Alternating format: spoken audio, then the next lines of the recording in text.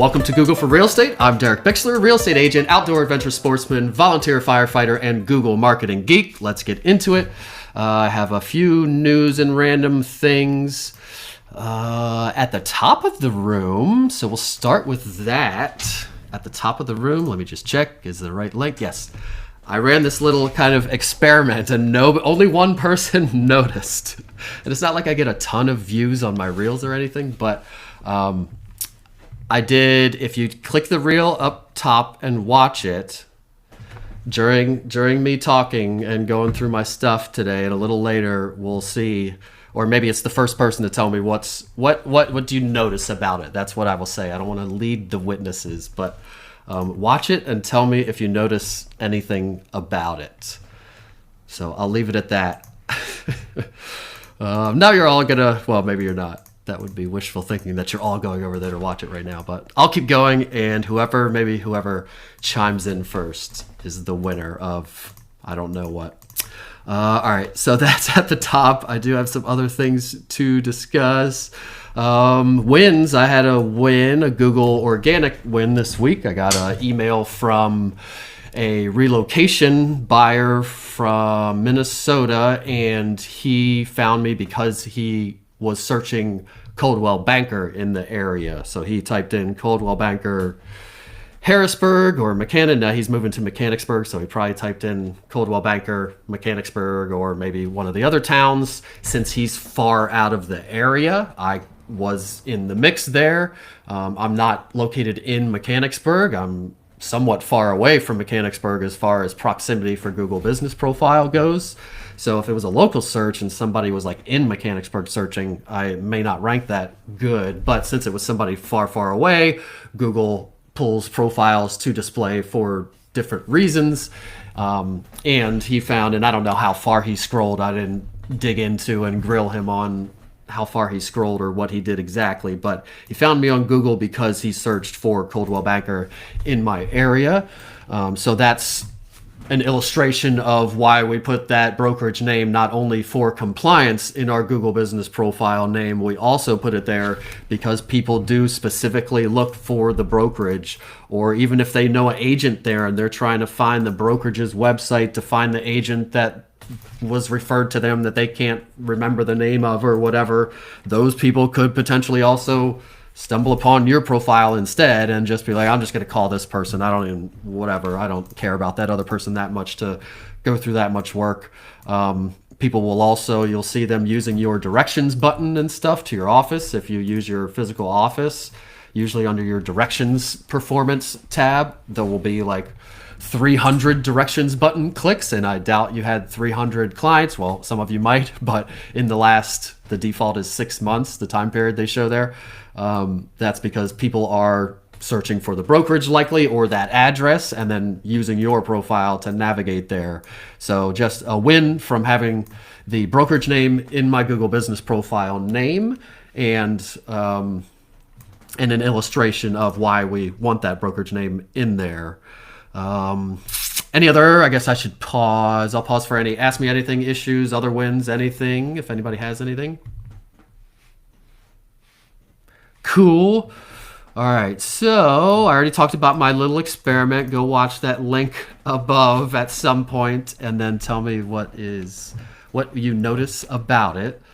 In the Near Memo, which is one of the shows I often quote and I watch religiously, they were talking about the learn something specific, that's what it in quotes says, on the Google Business Profile, replacing the Q&A section on some profiles. So a lot of times it says, if you're perusing a Google Business Profile, there'll be a section that says ask the community or ask a question of this business or something to that effect. You ask a question and then the business can answer it. In your Google Business Profile dashboard, there is a tab for Q&A for the question and answer section.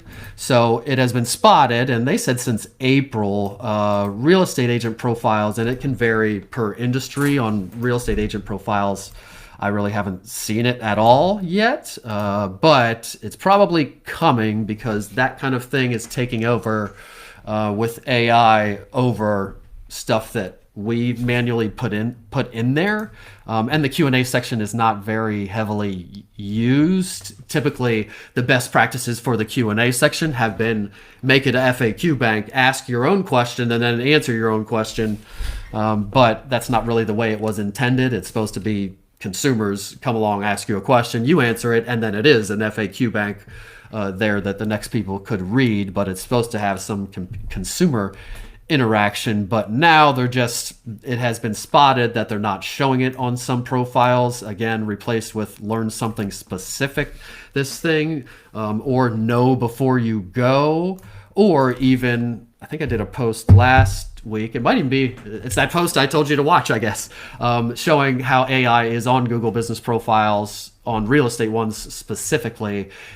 Sometimes they have a review, either a review excerpt that they pull over via AI. Sometimes they will summarize the reviews. It'll read all the reviews and then like summarize what they are about. Then there's another summarized by AI section that kind of reads your description. Sometimes it'll read your website or other stuff on your Google business profile. I find it mostly to be based on your description, but it will say summarized by AI, and then it'll be a one sentence. This agent helps buyers and sellers in Carlisle, Pennsylvania, and specializes in veterans. I don't, but if I was talking about veterans and blah, blah, blah, I would probably call that out. And then also on the Google business profile, there's a big panel that is Gemini. Again, Gemini being inserted into everything Google. And I think it says ask a question about this place, something to that effect. And then there are pre-populated buttons below it. And the buttons, I find, because I looked at a bunch of different profiles, the buttons of pre-populated questions to ask the AI were not the same on everybody's. The questions were based kind of on the content on the Google business profile, possibly a website too, but I would guess definitely the Google business profile, probably based on the reviews. That's really the only consumer data they would have, stuff that's not coming from you, that they would base that on. But you can pick one of the pre-populated. Is this agent good at listing homes? Does this agent know the communities I'm working in? There are all sorts of different questions that were pre-populated, but then you could also just click there and type your own question to Gemini about the place. Is this place good in my price range in this location? Does this person sell a lot in my area? Those kinds of questions. So getting deeper into it is happening even more. And I would guess the Q&A might even go away. So that tab in our dashboard, the Q&A section, be great if it did go away. I don't really do much with it. Personally, I do jack with it. Clients, I don't do much with it. That's more of a next level ninja trick. If you could do that FAQ bank, ask a question, answer your own question, but I think it's kind of a waste of time. It's not SEO because generally Google does not, the places where you can put your own text there, they don't use that for SEO because you could game the system. That would be stupid. But for like reviews given by consumers, those read the words they're reading and stuff. But so the Q&A section, asking a question, answering your own question, that kind of thing, I don't think anybody's really looking at them either, consumers. So I think the whole thing's kind of a waste of time, and be great if they just got rid of it. And it sounds like it is on its way out with being replaced with Gemini, who will be able to answer questions. And then at some point, Gemini could probably say, I'm not sure of the answer to that question. Would you like me to reach out to Derek and ask him for you? And then I get a call from Jill, or possibly just Gemini, or possibly that person's AI agent or whatever, that says, hey, Derek, Lisa is thinking about doing this, and we just wanted to ask you a couple questions, and then we can assess what we want to do, blah, blah, blah. So AI being inserted more. They also talked about, so Google, I guess they were convicted or whatever it's called of the lawsuit, antitrust lawsuit, about them being a search monopoly. Well, also internet browser monopoly.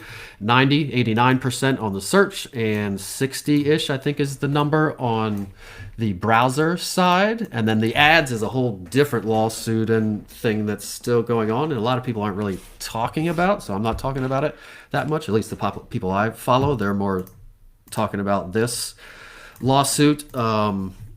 So some of the remedies from the lawsuit are that Google, and I've mentioned this before, may have to sell off Chrome, which is the browser. Like I said, that's 60% share. So Google gets all that data from all those people using Chrome. That's also how they base a lot of their rankings. In their ranking algorithm, they're tracking what people are doing on those browsers that Google has access to all the data, and they will rank websites and Google business profiles and all the things based on all the signals. Everybody's going to this website. Everybody hangs out on that page a lot or whatever.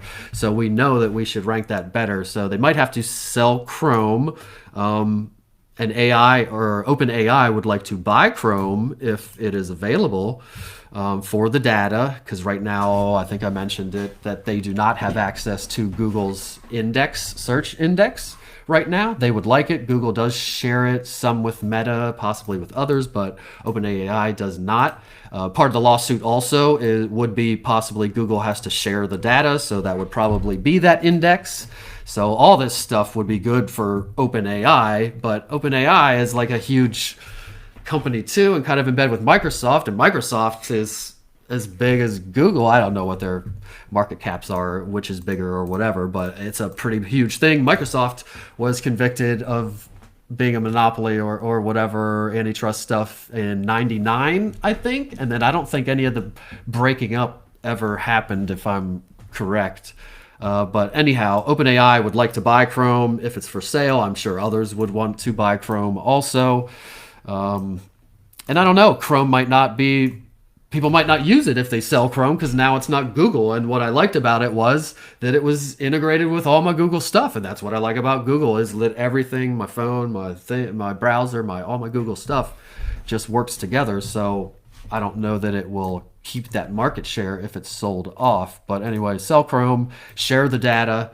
They might have to, and then possibly sell Android also. And the selling of Android part, I heard, is kind of like an after if the other stuff doesn't work. And also not be, I didn't put this in my notes, but another thing was they cannot be the default search engine on all the devices. It's the device has to kind of ask when you get it out of the box, what do you want to be your search engine? ChatGPT, Bing, Google, whatever. ChatGPT kind of being Bing in a way. And if all these other remedies don't work, then they might also possibly have to sell Android. And obviously Android is the operating system for half of the cell phones. I don't know what share. I would guess maybe more than Apple, because Android makes cheaper, more accessible phones. And that's why they get associated with cheap phones and being bad service, I think. But it's just because Android makes phones that are cheaper for people to access who can't access the better or the more expensive stuff. But the good Android phones, the top of the line Samsung, is, in my opinion, better than an iPhone, but we won't get that started. So anyhow, they might have to also sell Android, which obviously Android gives them an into half of the population's devices, and like iPads and stuff like that. Those can work on Android also, not iPads, but the Android version of those things, a Samsung Pad or whatever. So they might have to sell Android also. But all these things take years and years to happen, if they ever happen. Like I said, Microsoft, I don't think any of that stuff ever happens. So we will see what happens. And OpenAI is dying for the search game. They know the search game is where it's at. They want to be in the search game. They're not really in the search game right now, but they are dying to be. They're working towards that. They would love to have access to Google's index. Having Chrome there would be great. One of my next notes, actually, from the Search Engine Roundtable, where is it? That ChatGPT is now showing shopping search results. And I don't know, I don't heavily use it, but they were talking about it. So if you're looking for a product, you could go to ChatGPT and ask it for that, and then it would have like little tiles of products, just like you would see on Google or similar to what you would see on Google. And they are not ads.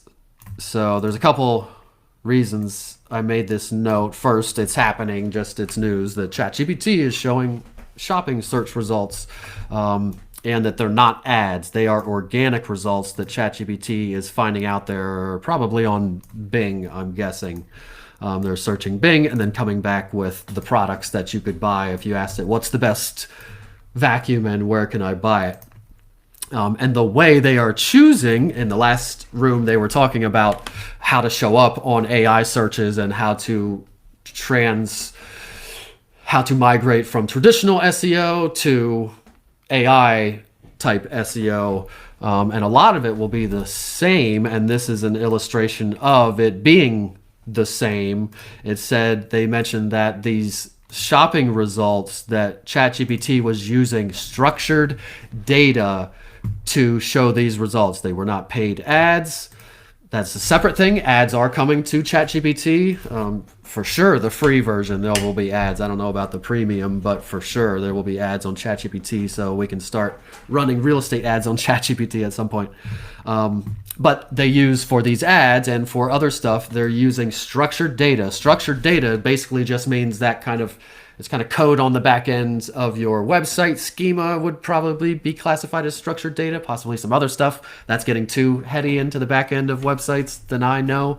But using structured data, that's your back end website SEO stuff, essentially, to then supply the items for sale, the things that they brought up as the shopping results when somebody asked. So it is using a lot of the same SEO stuff to come up results, if not just directly going to Bing and searching it on the back end and then just bringing over the top results and telling you that's what it is. So a lot of the SEO for the new AI world is traditional SEO still matters. And again, Google's still 89% of search, and even things that do on ChatGPT, research shows that people then go over to Google to read reviews, to research deeper, and then if it looks good there, then they call them from Google or whatever.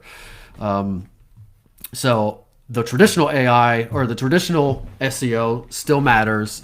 And then also what matters is being in more places, all the places that I'm always talking about, and being there and looking good and having a great presence and having reviews on all the places you can have them and all the things, not just concentrating on a Google business profile. And even on Google search, the days of just being able to do only Google business profile stuff and you'll rank the best and get calls, those days are kind of coming to an end. You got to do that for sure, but then you also, all your other things have to be in line and lined up and on point and everything. And that's how you're going to win with AI. It's not just going to say, oh, on Google, this person has the most reviews, they rank the best on there, so that's who you should use. It's going to look at all the things. Zillow is a big one that I see referenced a lot. If I test and ask AI who's the best realtor to sell my house in Carlisle, Pennsylvania or whatever, it will reference Zillow. So tracking and claiming all your sales. Maybe you sell some off-market deals. I think there's ways you could claim a sale on Zillow for those. So, and some of the platforms, I could be mistaken, but they might not. You might have to claim every sale or else it doesn't go on your thing. I don't know. But claiming every single sale religiously would be a good idea, because these AIs are going to be looking at sales for sure. And that's illustrated by it finished while I was going. Sweet. While that last room was going, I went to ChatGPT, the free version, because I'm going to assume more people have access and are going to use the free version, especially once they start running ads, because once they start running ads, they'll have money and then they can give away more features for free, kind of like Google does. So I'm using the free version of ChatGPT here, and I said, who should I use to sell my house in Carlisle, PA? It asked me Could you please share more about your preferences so I can find the best real estate agent for you? For example, 1, 2, 3, 4, and I'll tell you what the questions were. So first point is, it is not just giving me results, it is qualifying them and asking me what I want. So that's a big thing here.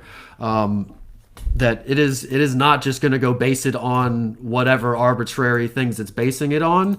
It wants to know what you want, and then it's going to go find that thing. So again, increasingly, all your content and now the words in your reviews that you get and things like that are going to matter a lot, and your Zillow presence and everything, because a lot of the answers to these questions are going to be based on all these things. And your website, what does your website talk about? If somebody says, I want somebody that specializes in veterans, all your stuff better be talking about veterans and military and stuff. So the questions that it said, number 1, what is the price range of the home you are selling? I said 350 because that's our median plus or minus here. So 350 is the price range. So obviously it's going to go out and probably Zillow again, but also other places where it can track sales. And it's going to see who's selling the most houses in this area in that price range. Pretty straightforward. Number 2, do you prefer an agent with experience in specific neighborhoods or property types? In parentheses, example, historic homes, townhouses, rural properties. I said someone who knows Carlisle. So I just said I want somebody that knows the town specifically that I'm looking in. Number 3, do you want someone from a large firm or are you open to boutique local agencies? And I only did this once. I would like to do it again and see if it asks me different questions, or others could do it too and see what questions it asks you. My ChatGPT probably doesn't know me very well because I don't have any custom things set up. I don't use it all that much. This was a brand new search that I started in here. So I would assume that questions will vary for whatever reason. But anyway, number 3, do you want someone from a large firm or a boutique local agency? I said either is fine, don't care. So I just kind of wanted to tell me who's the best. So I said either is fine, and then because if I answered that would narrow it down a lot. Well, if I said a large firm, that would include a lot of them. If I said a local, I want a boutique one. If I was the AI picking the boutique ones, there would be like 2, and they are not going to be the best ones. So I wanted to keep it more wide open and see what it tells me. So I said either is fine, don't care, on large or small agency.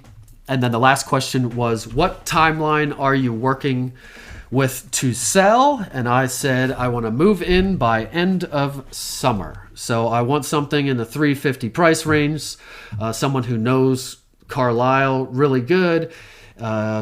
Large or small firm is fine, and move in by the end of summer. And then it computed for a while. That's why I was excited that it had come up with an answer. And this is the first time I'm actually looking at the answer. It's got a big heading at the top real estate agents for 350K homes in Carlisle. Below are the leading agents with strong Carlisle area experience, recent mid-price sales. So they're looking at sales, a positive client, and positive client reviews. So sales and reviews are the 2 main things it seems to be looking at, which is consistent with what I've seen before. All have active listings on major sites. So they're looking at if you have active ones, not just past ones. So are you actively selling real estate? Do you have something on the market right now? So that's huge. All have active listings on major sites, and they reference Zillow and Realtor.com. So again, Zillow there, Realtor.com, definitely number 2, close number 2. They even outrank a lot of times when I'm doing searches. Realtor.com outranks Zillow, I'd say a good half the time. And are likely able to meet a summer 2025 closing. They're all going to be able to do that. I don't know what it bases that on, maybe days on market or something. I don't know what it bases that on. And then a summary table follows with detailed profiles below, and then it lists the agents. It's got like a short list, a summary kind of list, agent brokerage. We got Nancy, Terry, Nicole, Joy. They all kind of make sense and would show up in a Google search, not necessarily at the top, but you would see them somewhere in the mix. The top results on a Google search would be different for sure. But so we got Nancy, contact information, and then the website profile, and it calls out where it's pulling some information from. So for Nancy, it tells me Coldwell Banker. For Terry, it's calling out Zillow. Nicole calling out Howard Hanna. And then Joy doesn't have one. Then it's got a specialties line. Carlisle, Cumberland County, single family homes, first time buyers to luxury. Carlisle sales. It also aggregates 8 sales in the last 12 months. Zillow, it references Zillow for all the sales. Specialties, calls out locations as specialties. For one of them, calls out born, raised, Carlisle native. First time I'd have to, and that calls out Zillow. So it's also reading your bio, like your description bio in Zillow probably. Cumberland County, places and surrounding areas. One calls out first-time buyers, new construction, relocation. So you might, what this tells me is, it's referencing Zillow a lot. It's referencing the brokerages sites and Zillow is the vast majority. But so those two things, I would maybe make sure that the description that you have in there calls out the specialties or the things that you want to call out to people. Both, and maybe it's the same thing, copy paste from the broker site description. And if you have your own real estate site, maybe the same thing applies there. If you have a strong real estate site for yourself, it might take the place of that brokerage site. Couple of them mention luxury, so I think I would make sure I'm mentioning things and mentioning them maybe a couple times in a couple different ways. And then the reviews it references, and this is on ChatGPT again, so they probably have preference to not use Google, and they don't have access to the regular index. I don't know if it's able to scan Google business profiles at all. I don't know, but it only references for reviews Zillow. So for ChatGPT, this would tell me that Zillow reviews matter if you want to show up there. Again, don't race to switch from Google to Zillow, because again, search share, especially local search share, is still way over on Google. However, I've already been saying get some reviews on Zillow, and everybody's reviews goals for every year should have Google as the priority, at least for now. But also get a few on Zillow every once in a while. Get some on your Facebook business page. Those are the biggest ones. Maybe Yelp, maybe Realtor.com. But Zillow, Facebook business page, I think are the two biggest ones. Obviously here we're seeing Zillow. And then below that, summary. It's kind of like a spreadsheet of all the agents that it picked. And how many was it? 1, 2, 3, 4. It gave me 4 top agents. And then we got a little bit of expanded Nancy, and then a paragraph about her, and it's referencing Zillow again for all the sentences. Nicole, Zillow, Howard Hanna, and Joy, Zillow, brokerage, other brokerage. Joy is a very deep marketer and does radio and blah blah blah, so it would make sense that she might have links on other people's websites or whatever. So anyway, that gives you a little bit or a lot of insight into what's happening on AI and how you want to show up when AI, specifically ChatGPT, but Google, Gemini, Perplexity, all these things are going to be similar. They're not just going to go to Google, and possibly not Google at all. They're not just going to go to Google, and even Google's is not just going to go to Google and say, well, that's the best Google business profile, that ranks as number 1, and so that's who you should call right now. They're going to look at that plus all the other things, and like I said, even Google is looking at that plus all the other things. So insight there. So all the normal local SEO things still apply, but then, like I've been saying, being all the places and the places that matter the most also, and having a good presence there is what you need to do. And again, it's going to put a disadvantage to the lower producers. There's going to be a bigger swing in the AI age, and I've just come to this revelation in the last week or two, and people have already been saying it because real estate's already kind of going the way of the big team and the mega producers, which have producers that might be autonomous within them, but these big entities taking over, and these smaller agents who sell a couple houses, even 20 houses a year, might get squeezed out because when somebody goes to search, if it's basing it on all these things, the people that sell 20 a year or 10 a year or whatever, at any given time, you might not have any listings out there. So if it's looking at also active listings or even just volume of listings and sales, you're never ever going to beat those mega producers. So it puts a disadvantage again on the less producing agent. Even if they're awesome and have great reviews, the production is going to be looked at a lot more, because obviously a Google business profile does not scan your production on Zillow to rank it. It's basically basing it on your reviews, your optimization of your profile, your website, and then some other signals about people searching for you and that kind of stuff. So very interesting. Go search your area, ChatGPT, or even Google Gemini or whatever, and ask it who you should use to sell a house and see what it does. See if it just gives you results right away. I've asked before and it just gave me results. This is the first time it said, what do you want? And then I'll go find them. So that was interesting. Updates and posts.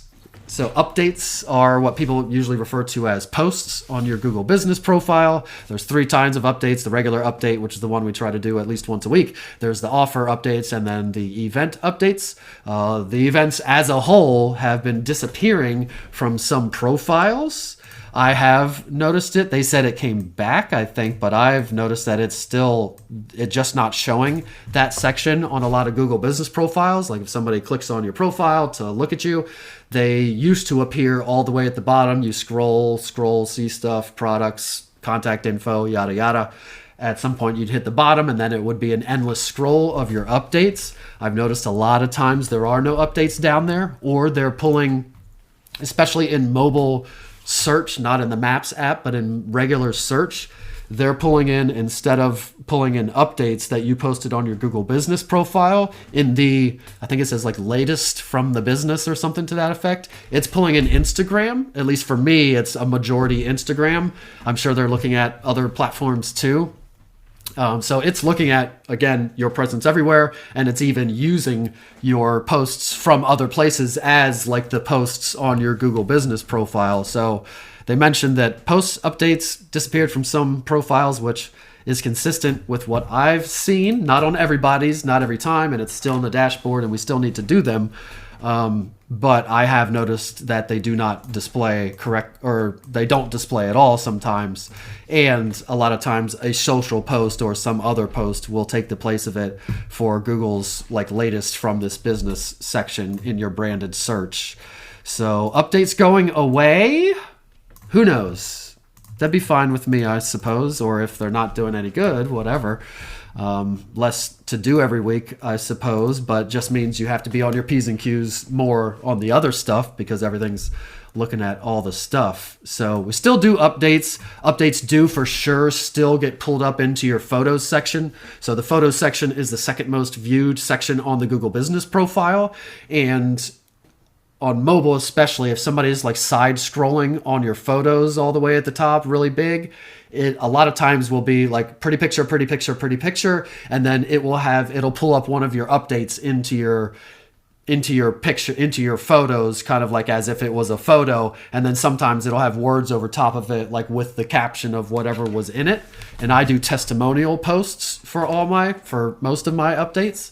So it looks really cool. Pretty picture, smiling client, pretty picture, awesome, professional, diligent. Derek was super good helping me with my first time house, pretty picture, pretty picture, pretty picture, great, professional, worked really hard, that kind of thing. So still do updates. I would still do it. It's still action in your profile and going into your dashboard and doing things, and you get brownie points just for going in there, kind of, and Google knowing that your business is on point and everything's correct and stuff. So are they going away? Maybe, but still for now, I would just do them until the tab disappears. Same way with the Q&A section. Do it until the tab disappears. They mentioned that there's a new verification video preview. I have not witnessed this yet. I think the last video verification I did, I haven't done, the one I personally did last was a good month ago. So it had to be instituted since that, and I've had clients do verifications in the last 2 weeks. So it has to be really new or possibly not on all accounts yet. But they mentioned a new new verification video preview. So when you go to do your verification video, which as you all know is a pain in the butt, not that bad if you just follow the directions, but it does at first glance for sure feel like a super cumbersome thing. But you used to just have to do your video, hope that it was good and you got everything, and then submit it. But now you can do your video and you can watch it back, preview it, I assume. That's how it works. I haven't seen it. And then, assuming you're happy with it, I got all my stuff, then click submit. So that's a nice little touch. I suppose I already did a run through or a rehearsal every time. So if I'm doing a verification video, and I still will, even if there is a preview, I'm going to do a run through probably. I would do a run through, actually videotape it just on my phone, my regular videotape, and then I would watch it back and say, oh, I missed that. I didn't focus on that, or make sure that was easily seen or readable. And then I would go back and do it again and make sure I got it perfect, and then do the final one. So it appears that you can now do that kind of within the system. But like I said, I will probably still do a rehearsal out of the system because I don't trust it. And you probably want to do a couple. Well, my last one, I only did one rehearsal, I guess. So maybe not, but I do them more often. So video verification preview, that's kind of a big thing, I guess. Revenue up first quarter. So I think that's compared to last year, year over year. So Google continues to make money, and they make money off of search ads primarily. So all this talk again of ChatGPT or Perplexity or other AIs, Bing, whatever, taking search traffic away, it's a drop in the bucket as far as their revenue goes, and even just the search volume or where people are searching for things. But some of it also might have to do with, even if they were losing some search traffic, and it might be minimal, like 1%, or I don't know what it is or whatever. Even if they are losing slightly, they could be just showing more ads now. So even if there's less people going there, they might be showing more ads in the search results, and that's how the revenue keeps going up. So revenue was up first quarter. They talked about their double serving ads now. So you used to not be able to double serve ads on a search results page. So if I look for Carlisle Realtor, theoretically, I would not be allowed to run two ads, like the ads that have like the blue text with the traditional kind of search ad that says sponsored. I would not be able to have two ads running. I could try to set up multiple ads and try to get that to happen, but you're not allowed to do that, and Google would kind of cancel it out or whatever. But now they are double serving ads on their own, I think. I don't think it's a thing you elect to do. I think Google's just doing it. And again, they can get more revenue, show your ads more times. They can take more of your money and more chance of somebody calling you, I guess, also, which is why they would say they're doing it.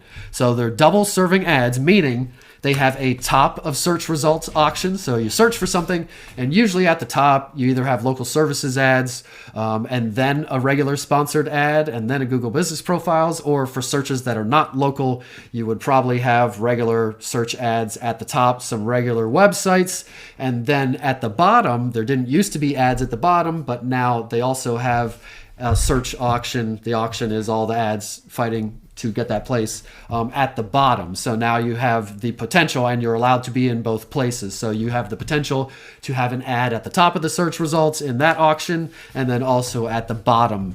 So they are double serving ads on their own, and used to not be allowed, but I think they're saying it helps conversions is why they're doing it, and skeptics would say they're doing it to charge more money, and both are probably true in my opinion.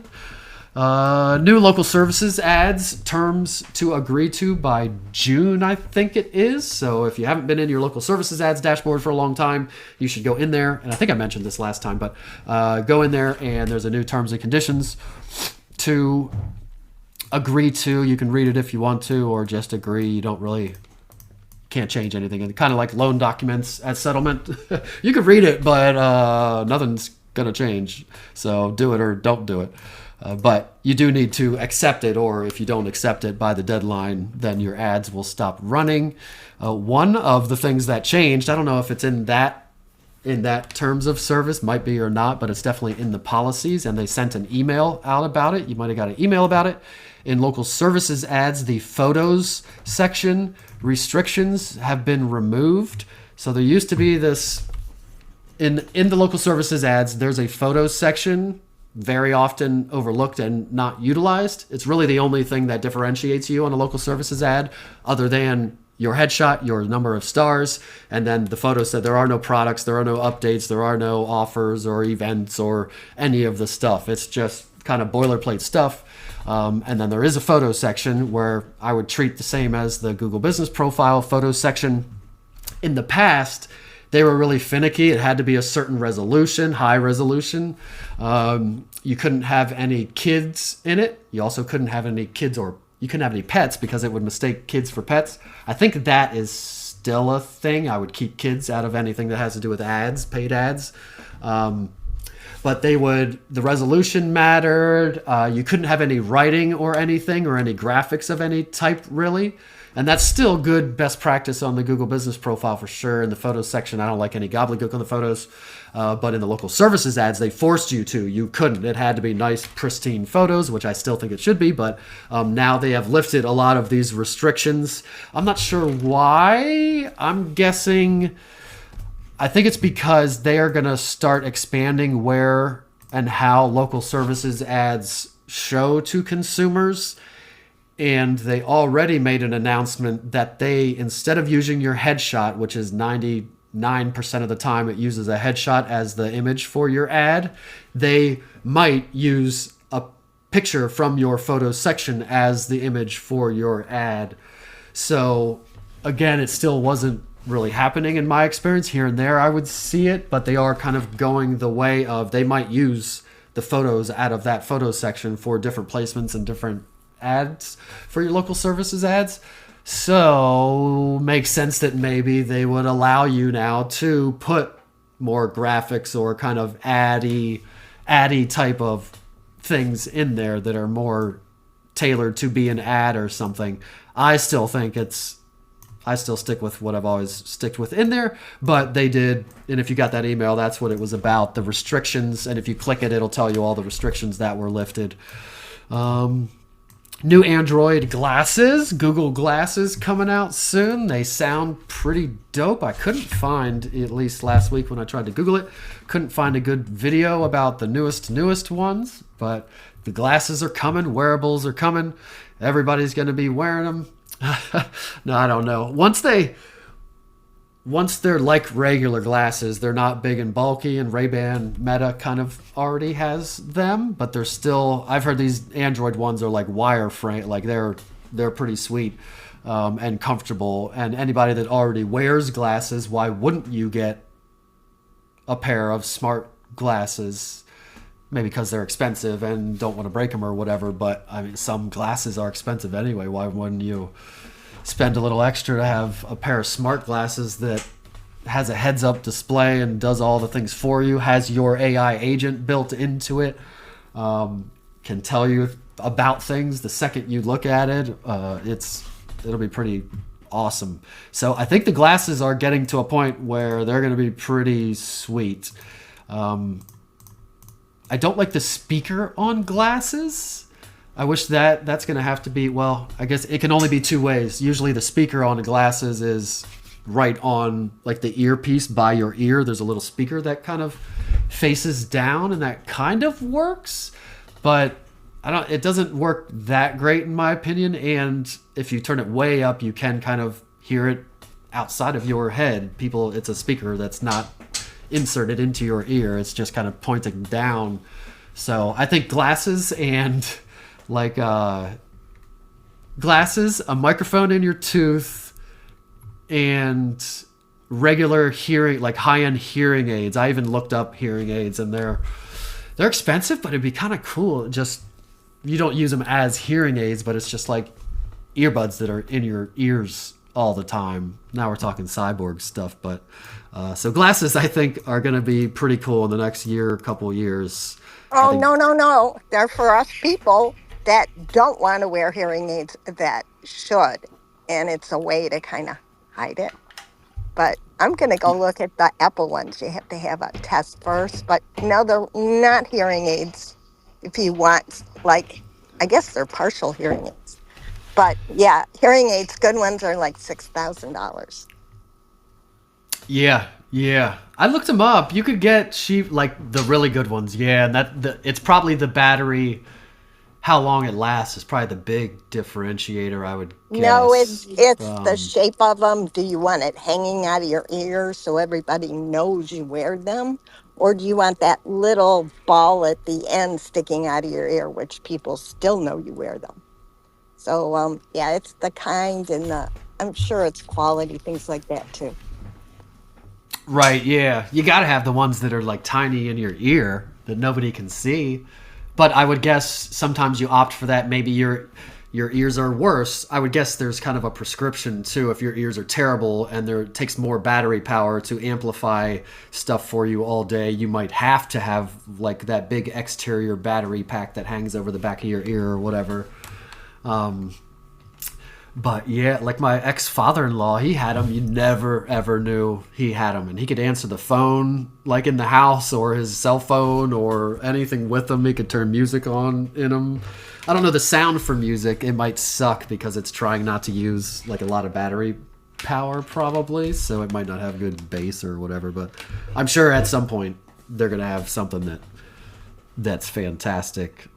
Not that I don't know that I would necessarily want to have stuff in my ears all the time, but I feel like I already kind of do, at least half the day. But anyhow, glasses and wearables coming into the picture even more, and almost to the end here, and it's almost the hour, so perfect. ChatGPT shopping. I talked about ChatGPT having shopping, and then ads coming to ChatGPT. I talked about that as well. So they are going to start monetizing that in the near future, I think, within the next year, probably, if not sooner. So I think that's the end of my program. Does anybody... Oh, I forgot. We'll go back now. Has anybody watched my reel? Don't hurt my feelings and tell me not one person watched it. Did anybody watch it? And can you tell me anything you noticed about it?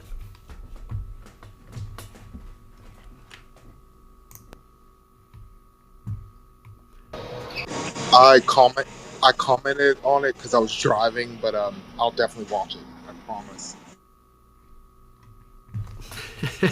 Thanks, Brian. It should be very obvious. It was a funny experiment. Laura, I see a thumbs up, but maybe you can't talk right now. And I'm still not going to say what it is. You have to go watch it to see what it is. But Hey, Derek, I watched it. It looked like your mouth was moving, but you had it dubbed over, so it wasn't matching the voice of your moving of your mouth. Yeah. I wanted to see if people even watch or notice anything for the most part. So I made the video, and then I did like a green screen with my head over it. But for the green screen, I didn't try to... When I had first recorded the screen share on my phone, I had talked along with it. So I had that voiceover already there. And I was like, oh, well, I want my face on there. So I'm just going to... So I just recorded myself staring straight ahead into the camera, just moving my mouth like a ventriloquist dummy or something, not matching the talk at all, not blinking. I thought very obviously like not matching, and people would be like, oh, it doesn't match or blah, blah, blah. So it was just an illustration of, to me, how much people are not watching Jack. Even if I go in a room and ask everybody to click the link above, they're not watching it. People liked it too. I got like 1,000 combined, maybe a couple thousand views on it, and only one person messaged me with a laughing face. So I thought it was interesting that people don't pay attention, or maybe they did watch it and they just didn't notice. And I point up, and the pointing doesn't coincide with anything really. Go ahead. I'm sorry. It looks like you have your head on a stick, and it's going at a different rate than the information. So if you do it on a green screen, can't you also, this is what I do, record your voice with it? Like, so it's you in front of that green screen with what you're trying to show? Or is that different? Oh, yeah, audio? I could do it the right way. I just chose to do it that way because I thought it was funny, and like, I don't know, I was like, I'd do that. That'll be funny. People will know, like, and nobody, not one. One. Yeah, did, Megan did one accidentally, and she was talking about her house that she listed, and it came across as Mickey Mouse. She was so embarrassed, and everybody liked it. Like her voice was changed or whatever, modulated. That's funny. So keep doing the content, but sometimes people aren't watching. And they'll like it too. They're just like, and I do that too. But most of the stuff I like, I feel like are stills. If I like something arbitrarily, I'll at least like know what the video is about usually. But I do give away likes to people I like just to help people out too also. So I'm sure that's what half of all of our likes, or mine at least, are. I'll help you out and support you, but I didn't actually watch that video. And if I did, I didn't pay attention. So anyway, all good. Oh, Dana, I see you did watch it. And Dana is my sister's name, so I love the name Dana. And I used to always make fun of her that it was a dude's name, so... Which it obviously is not, but... There were more dudes back then than women. More girls than men with Dana. Yeah. I met a girl named Jack the other day. Which is actually kind of cool. I like dude names for girls. Or whatever gender things we're doing these days or whatever. But I think it's kind of cool. Billy. I always like Billy as a girl's name. All right. I guess we're done. Anybody have anything else? Great room, Derek. I just came to support my brother. Thanks for always having like a great Google room and always keeping us educated on, dominating our area, bro. Let's go. Yeah, thanks for being here. Did you just pop in? I didn't see you before. I'm not PTR, but thanks for popping in. Thanks everybody else too. Thanks for hanging out. And if nobody has any questions or anything, we will peace out and see you later. Thank you.